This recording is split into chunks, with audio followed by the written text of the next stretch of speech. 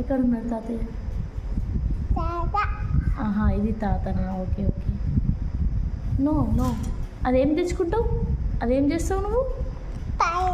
పై ఇచ్చే జేబులా? అయ్యో, అది నీకు జేబు లేదు? No. Okay, no no no, ఇటు ఇటు పెట్టుకున్నావా? బైక్ మీద పోయి చాకరీ ఇచ్చుకోపప్పు. Okay bye.